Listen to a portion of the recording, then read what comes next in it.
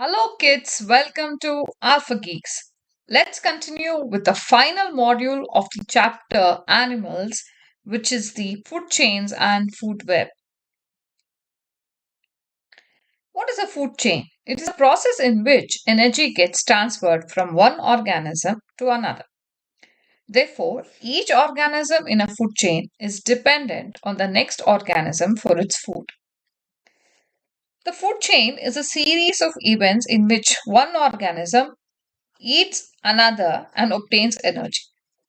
A food chain shows one possible path along which energy can move through an ecosystem.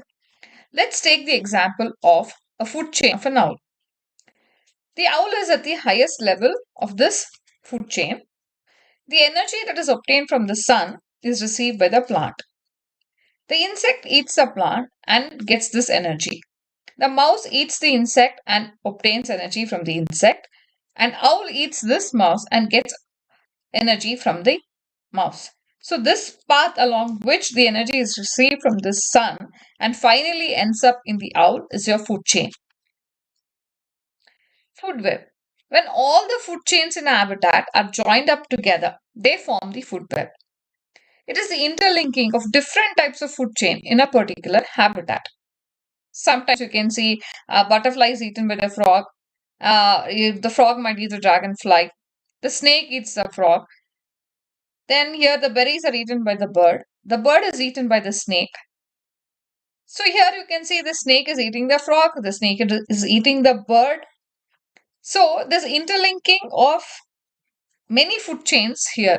So this interlinking and this network is the food web. Now the energy flow. How does the energy flow in an ecosystem? In an ecosystem, as we all know, the sun is the main source of energy from which the plants make their food. This is where it's the starting point of any food chain. So from here, the energy flow then goes to the next trophic level. So the path is starting from the producers going down to the consumers in a linear direction. So the flow of energy is always unidirectional from producers to consumers. It is never the other way around where it is from the consumers and goes to the producers. It never happens like that. Next, now let's see what are producers. Producers are the organisms that make their own food. So the most common example of producers are plants. Next, we have consumers. These are the organisms that get their food from producers either directly or indirectly. So, in consumers also, we have three types. One is primary consumers, secondary consumers, and tertiary consumers. The primary consumers are the animal that eats plant in a food chain. That is, they are the direct consumers of producers, like your grasshopper or your insects. Next, you have secondary consumers. These are the animals that eat on the smaller plant eating animals or consume primary consumers in a food chain. Next, we have the tertiary consumers. These are the animals that feeds on the secondary consumers in a food chain. Now, let's see what happens if a population of one consumer or any population of the trophic levels changes. What happens to the rest of the levels?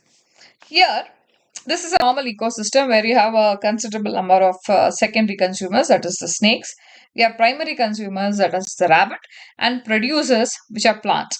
So in case I change a situation where we just have two snakes, I reduce the number of the secondary consumers. Now let's see what happens. When there are less snakes, what will happen? The snakes will not be able to eat all the rabbits in the ecosystem. The number of rabbits will begin to increase because there are fewer snakes to eat them. The moment the rabbits population begin to increase, the number of plants will obviously reduce because the rabbits are going to eat plants without stopping. So the number of plants in the ecosystem is going to drastically reduce. So the population of one trophic level changes, the whole ecosystem is disrupted. If you have liked this video, then hit the like button and subscribe. And don't miss to press the bell icon to get new notifications. Thank you.